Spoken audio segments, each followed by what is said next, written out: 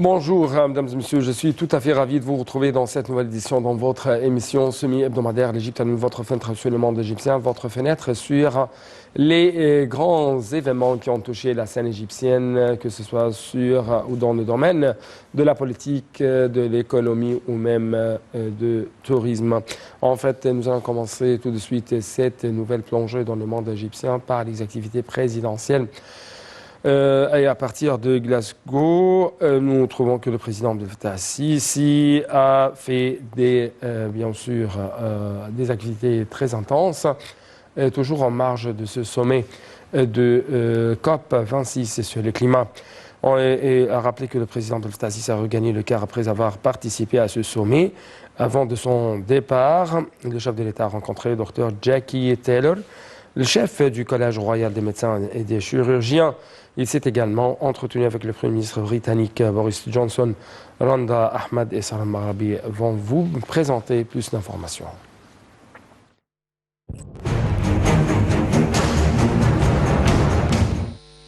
Le président Abdel Fattah al-Sisi s'est entretenu hier avec le président du Collège royal britannique des médecins et chirurgiens, Dr Jackie Taylor.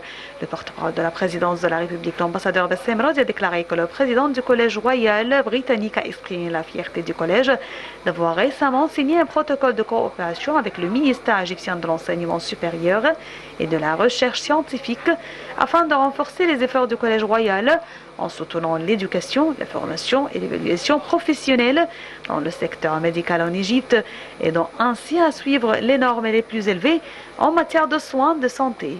Il a souligné l'intention du collège d'établir un partenariat de coopération élargi avec les autorités égyptiennes spécialisées pour transférer les expériences académiques et pratiques des collèges dans le secteur médical et des soins de santé en Égypte, à la lumière de ce qu'il voit des efforts remarquables de Monsieur le Président pour faire avancer le processus de développement et de construction dans tous les domaines, ce qui offre une atmosphère prometteuse pour l'établissement de ce partenariat et augmente les chances de son succès. Pour sa part, le président al-Sisi a affirmé l'intérêt de l'Égypte à développer le secteur de l'éducation dans ses différentes étapes et la recherche scientifique, ainsi qu'à moderniser le secteur médical en cherchant à établir des relations de partenariat avec des institutions internationales de haut niveau. Toujours en marge de la COP26, le président Abdel Fattah al-Sisi a rencontré le Premier ministre britannique Boris Johnson. Le porte-parole de la présidence de la République, l'ambassadeur Bassem Radji, a déclaré que la réunion a été marquée par des discussions bilatérales approfondies entre les deux parties, au cours desquelles le Premier ministre britannique a salué la visite du président al-Sisi à Glasgow, saluant les liens étroits actuels entre l'Égypte et la Grande-Bretagne. M. Johnson a également exprimé sa gratitude et ses félicitations au président Sisi pour les efforts de développement ambitieux et les réalisations entreprises par l'Égypte, soulignant le soutien de la Grande-Bretagne à ces efforts.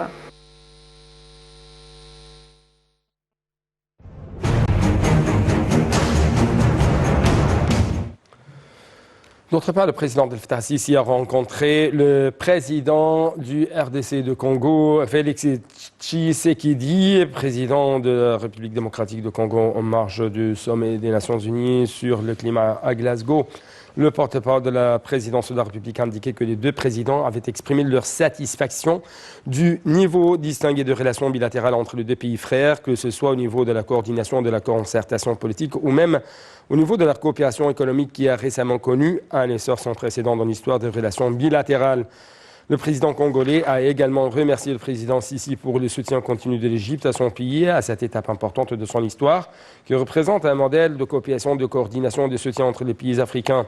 Le président Sisi a pour sa part salué les efforts déployés par la République démocratique du Congo au cours de la présidence de l'Union africaine qu'elle assume afin de réaliser les aspirations de développement du continent africain, de promouvoir ses enjeux et ses positions sur les scènes internationales ainsi que ses efforts appréciés pour régler la crise du barrage de Renaissance, en soulignant la position égyptienne ferme à l'égard de ces questions. Sa vision basée sur l'engagement à des négociations pour parvenir à un accord juridiquement contraignant sur le remplissage et le fonctionnement du barrage, sous l'égide de l'Union africaine, conformément à la déclaration présidentielle publiée par le Conseil de sécurité de l'ONU à cet égard. En marge de sa participation à la COP26 à Glasgow, le président Abdel Fattah el-Sisi s'est entretenu avec le Premier ministre des Pays-Bas, Mark Rutte. Selon le porte-parole de la présidence, l'ambassadeur Bassam Radi, les entretiens ont porté sur les moyens de faire progresser les relations entre les deux pays dans les domaines d'intérêt commun, notamment les échanges commerciaux, le tourisme et l'immigration, en plus de la coopération dans le domaine de la gestion de l'eau, ainsi que de bénéficier de l'expertise néerlandaise dans des projets liés au système d'irrigation et à l'agriculture, ainsi que dans le domaine de la gestion portuaire, de renforcement de la coopération existante entre le canal de Suez et le port de Rotterdam. Ils ont également discuté des moyens d'améliorer la coopération entre l'Égypte et les Pays-Bas, compte tenu de l'intérêt commun des deux parties à soutenir le développement du continent africain, en plus de discuter de la possibilité d'installer des investissements néerlandais en Égypte. Lors de sa rencontre à Glasgow avec le chancelier autrichien Alexander Schallenberg, le président Sisi a déclaré que le règlement des crises régionales n'aurait lieu qu'à travers l'instauration de la stabilité et la restauration des piliers de l'État national, en soutenant les institutions de l'État, en renforçant le potentiel de son armée et de son gouvernement. Le président Sisi a félicité le chancelier autrichien pour sa nomination à ce poste, mettant ainsi l'accent sur l'intérêt qu'a accordé l'Égypte au renforcement de sa coopération avec l'Autriche dans les différents domaines, notamment économiques et touristiques. Le chancelier autrichien, de son côté, a appelé à renforcer les relations de son pays avec l'Égypte, qui joue un rôle axial dans le maintien de la stabilité et de la sécurité au Proche-Orient, dans la Méditerranée. À cet égard, M. Schallenberg a loué les efforts déployés par l'Égypte en vue de lutter contre l'immigration clandestine, le terrorisme et l'idéologie extrémiste, ainsi que ses efforts pour le renouvellement du discours religieux. Ici, les chanceliers autrichiens ont également changé les points de vue sur la question palestinienne, les efforts de l'Égypte pour le maintien du cessez-le-feu dans la bande de Gaza, toujours sous un blocus de l'occupation israélienne.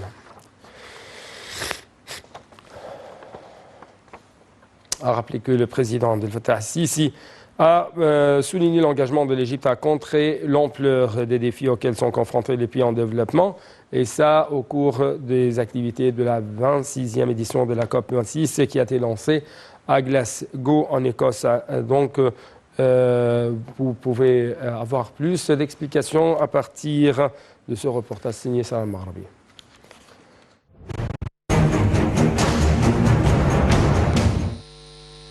Dans son discours devant la COP26, le président Abdel Fattah el-Sisi a mis l'accent sur les questions d'intérêt pour les pays en développement en général et les pays africains en particulier, notamment en ce qui concerne le renforcement des efforts pour faire avancer l'action climatique internationale.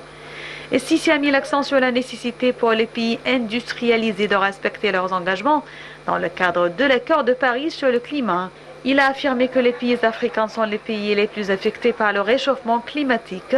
Il a aussi exprimé l'aspiration de l'Égypte à accueillir la prochaine édition du sommet sur le changement climatique en 2022.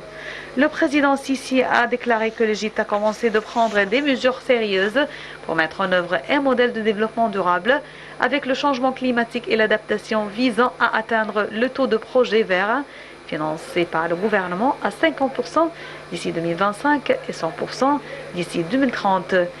Selon lui, l'Égypte s'emploie également à passer à des transports propres en développant les réseaux de métro, les trains et les voitures électriques, tout en préparant les infrastructures nécessaires.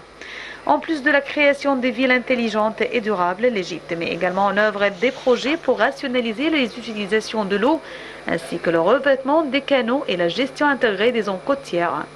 Afin que ces efforts soient placés dans son cadre institutionnel, l'Égypte a achevé l'élaboration de la stratégie nationale sur le changement climatique 2050 qui ouvrira la voie à l'Égypte pour moderniser ses contributions déterminées au niveau national afin que les politiques, objectifs et procédures incluses dans ces contributions soient complémentaires aux efforts de développement de l'État et à ses efforts pour récupérer des effets de la pandémie de Covid-19 et pas un fardeau.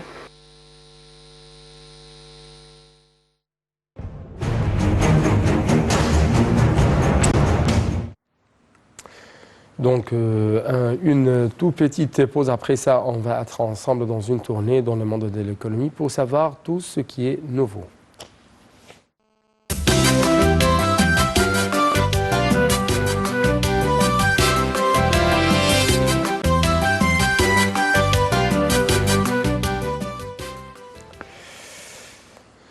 Le ministre égyptien des Finances, Mohamed Moaït, a déclaré que les projets de numérisation des impôts sont un modèle de partenariat réussi avec le secteur privé. Dans un communiqué, M. Moaït a évoqué la mise en place du projet national de modernisation et d'automatisation du système fiscal en coopération avec les compagnies mondiales opérant en Égypte pour implanter les plus récents systèmes technologiques en harmonie avec les efforts du gouvernement afin de maximiser les opportunités d'investissement, surtout que le secteur privé était le principal moteur de croissance et aide au renforcement de l'infrastructure de macroéconomie.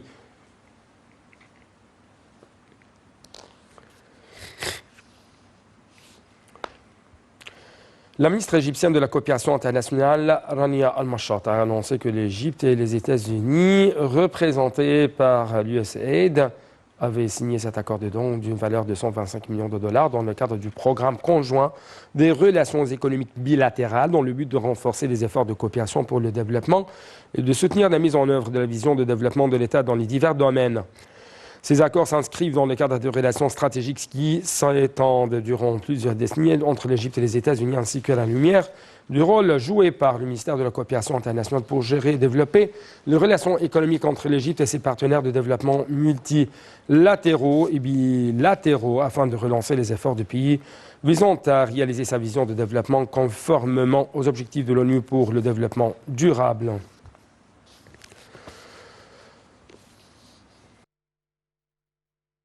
Dans le domaine de l'énergie, le ministre du Pétrole et des Richesses minérales, Tariq Al-Molla, a posé la première pierre du projet de complexe de carbonisation de production de gazole à la raffinerie de Suez pour la fabrication du pétrole d'un coût d'investissement s'élevant à 1,770 milliard de dollars. Ce projet s'inscrit dans le cadre de la stratégie du ministère du Pétrole visant à développer les raffineries de pétrole à Suez, à augmenter leur efficacité et capacité de production. Dans une déclaration du dimanche, ou plutôt faite dimanche dernier, M. Molla a signalé que le projet visait à optimaliser des capacités de production pétrolière haute valeur ajoutée, puisqu'il permet la production du gazole conformément aux normes européennes pour limiter son importation, assurer du carburant de haute qualité pour le fonctionnement des moteurs des véhicules modernes, d'autant plus qu'il constitue un modèle pour tirer le grand profit de la valeur ajoutée en exploitant le gazole et en le transformant en produits pétroliers à haute valeur ajoutée. Monsieur le ministre a de même souligné que tous les projets de développement en cours dans les raffineries de pétrole égyptiennes avaient été mis en œuvre par des entreprises pétrolières nationales. De sa part, la ministre de l'Environnement, Yasmine Fouad, a affirmé la coopération constructive, fructueuse entre le ministère égyptien de l'Environnement et le ministère émirati de l'Environnement. À la lumière de la présidence égyptienne de la session actuelle du Conseil des ministres arabes de l'environnement, les deux pays peuvent donc coopérer pour lancer une initiative commune afin de couvrir les prochaines conférences sur le changement climatique COP27 et COP28, a-t-elle déclaré lors de sa rencontre avec les ministres émiratis de l'environnement et de l'industrie, respectivement Mariam Al-Meheri et Sultan Al-Jaber. Lors de la rencontre tenue en marge de la COP26 à Glasgow, Madame Fouad a examiné les domaines de coopération bilatérale environnementale et l'échange des expériences entre les deux pays, selon un communiqué publié lundi par le ministère. CAPMAS, ou l'Agence centrale pour la mobilisation publique et statistique, a annoncé que les exportations égyptiennes vers le Royaume-Uni s'étaient donc élevées à 591,1 millions de dollars au cours du premier semestre de 2021 contre 388,5 millions de dollars durant la même période de l'année dernière, affichant ainsi une hausse de 52,2%. La valeur des importations égyptiennes en provenance du Royaume-Uni a baissé à 615,9 millions de dollars au cours du premier semestre 2021, contre 737,5 millions de dollars durant la même période de l'an dernier, en baisse de 16,4%. C'est ce qu'a ajouté la CAPMAS dans un communiqué publié dimanche dernier. La valeur des échanges commerciaux entre l'Égypte et le Royaume-Uni a enregistré 1,2 milliard de dollars au premier semestre contre 1,1 milliard de dollars, soit une augmentation de 7,3% par rapport à la même période de l'an dernier. C'est ce qu'a précisé le communiqué.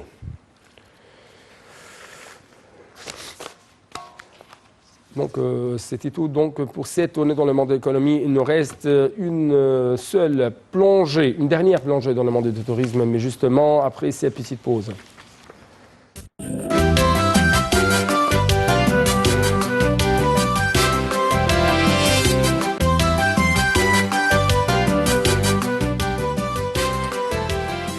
Enfin, inauguration du Grand Musée égyptien en 2022. Donc, c'est le grand titre et l'information. Avec plus d'explications, le ministre du Tourisme et des Antiquités, Dr Khaled Al-Anani, a annoncé l'inauguration du Grand Musée égyptien GME en 2022, 200 ans après le décryptage de la pierre de Rosette et 100 ans après la découverte de la tombe de Toutankhamon.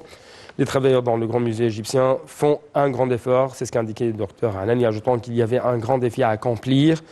Le docteur Al-Anani a indiqué qu'il avait passé en revue hier avec le président Abdel Fattah el-Sisi la situation du mouvement touristique et les éventuels défis auxquels sont confrontés les touristes, ainsi que les amendements législatifs apportés à la transformation numérique sur nombre de touristes.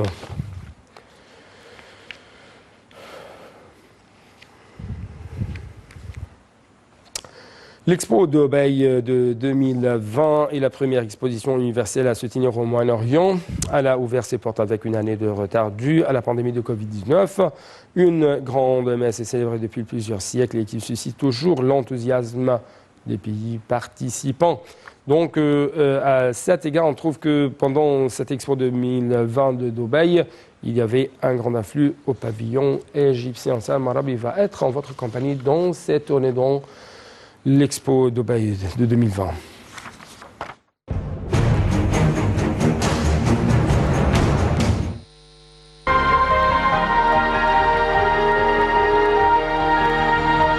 En termes purement économiques, l'Expo 2020 de Dubaï est en effet l'un des principaux événements mondiaux, si ce n'est le plus important, où se rencontrent à la fois hommes et femmes politiques, chefs d'entreprise, ingénieurs, scientifiques, acteurs de la société civile et visiteurs. Se réunissent donc à un même endroit tous les métiers nécessaires pour penser, vendre et mettre en pratique les projets innovants qui façonnent notre quotidien, nos villes et notre planète. Le pavillon égyptien Expo 2020 de Dubaï connaît un afflux sans précédent de visiteurs, surtout dans la première semaine de l'exposition. C'est ce qu'a annoncé la ministre du Commerce et de l'Industrie, Nevin Gaima, ajoutant que le nombre de visiteurs du pavillon a atteint jusqu'à présent environ 50 000 personnes de différents pays du monde. Lors de son ouverture du pavillon égyptien, Mme Gaima a déclaré qu'elle avait remarqué que les visiteurs du pavillon exprimaient leur fascination pour le contenu du pavillon et le progrès que l'Égypte a réalisé. Le grand afflux depuis le début de l'expo est dû même au contenu unique du pavillon égyptien, dont le plus important est le sarcophage archéologique qui incarne l'ancienne civilisation égyptienne et les reproductions pharaoniques, a expliqué le chef du service commercial égyptien et commissaire général de l'Égypte à l'Expo 2020 de Dubaï.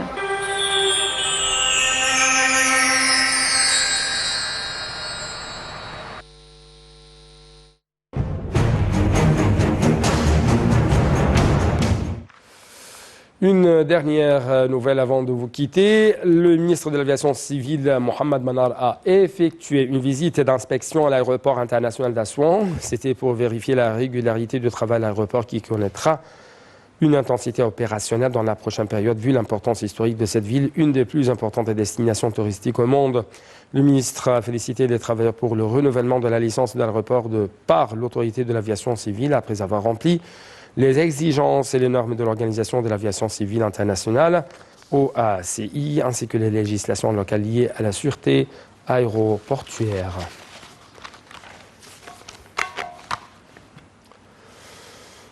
Donc, c'était tout pour cette édition. Merci beaucoup pour votre attention et à la prochaine.